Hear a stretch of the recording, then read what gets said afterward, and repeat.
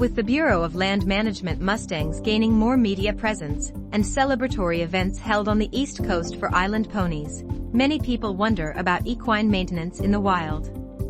Horses are sensitive creatures requiring lots of hands-on care. However, the very nature of how we keep them is why horses require so much from us.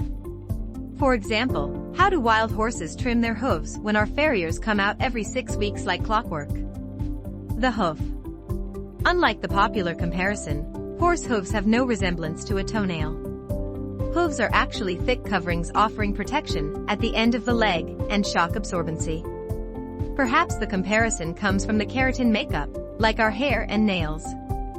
But hooves, unlike nails, protect the coffin bone. The coffin bone, or pedal bone, is the lowest bone in the front and rear legs of horses. Weak hooves or hoof issues can be so severe or serious that they are life-threatening. Hence our reliance and appreciation for farriers. No hoof, no horse.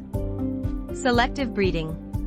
When we remove horses from the wild and control the breeding, we are choosing what traits and features get passed down. Someone may have a horse with persistent hoof problems, or even conformation issues, but easily controls this with corrective shoeing.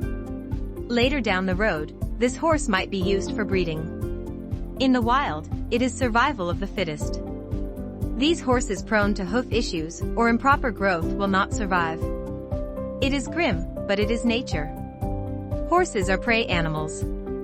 They need to be able to run, escape, and stay on their feet for extended periods of time for grazing. Survival of the fittest means horses with hoof issues are naturally culled, as they will not be able to keep up with the herd. Only animals with strong characteristics that enable survival will go on to reproduce. Horses in captivity. Horses by nature are not intended to be kept in stalls, turnouts, or even pastures. This goes against their very nature. When human interference results in horses in captivity, problems arise that would not ordinarily exist. Cribbing, weaving, and other neurotic behaviors are a result of captivity and lack of stimulation. In the wild, a horse will travel on average 10 to 20 miles per day, just in order to meet food and water requirements. Many questions are also asked about a wild horse's ability to tolerate the cold. Again, in nature, horses can move freely. This means they can search out cover and wind blocks in nasty weather conditions. However, a horse in a pasture may not have a shelter, or even trees. Therefore, the owners may choose to blanket the horse in more severe weather. We remove their options for self-care when in captivity. How do wild horses trim their hooves? Wild horses do not need hoof trimming. Unlike other animals which will intentionally maintain or file down their nails, horses naturally take care of hoof growth. You will not see crazy outgrown hooves in nature.